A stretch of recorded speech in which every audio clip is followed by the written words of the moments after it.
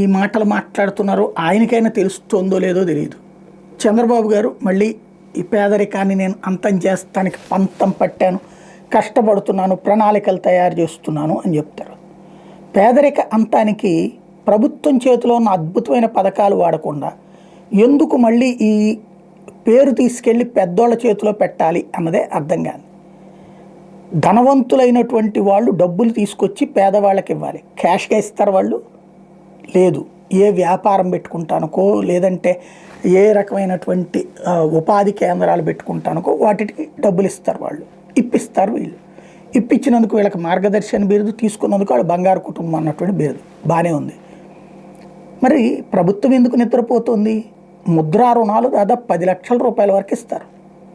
ఇందులో ట్యాక్స్ ఇదే దాన్ని ఏమంటారు, వడ్డీ పావలానే పడుతుంది, దగ్గర దగ్గర పావలా ₹10 పడుతుంది.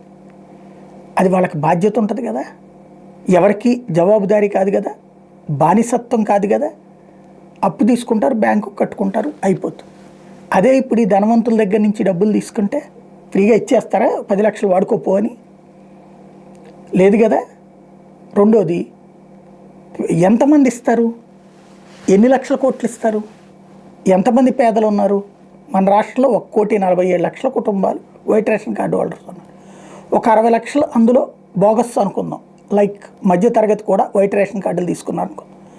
87 లక్షల కేంద్ర ప్రభుత్వం ఇస్తుంది కదా, అందులో కూడా ఓ 17 లక్షలు తీసేద్దాం, 70 లక్షల మందికి ఎవరివ్వాలి, ఎక్కడి నుంచి తెచ్చియాలి?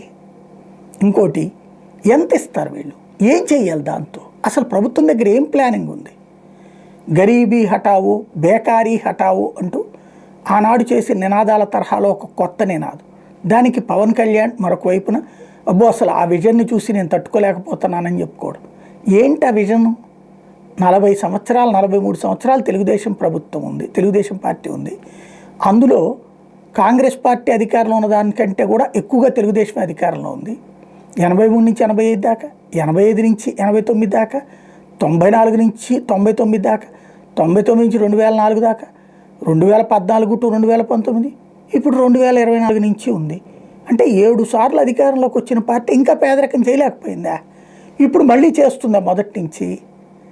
ఎవరిని నమ్మిస్తారు, ఎవరిని మెప్పిస్తారు? పేపర్లలో భారీ భారీ హెడ్డింగులకి లేకపోతే కార్యక్రమానికి ఈవెంట్ మేనేజ్మెంట్ సంస్థలకి ₹1,00,00,000 డబ్బులు తగలేయడం తప్పించి ఏం సాధిస్తాం మనం అన్నటువంటిదే ఇక్కడ $1,000,000 ప్రశ్న.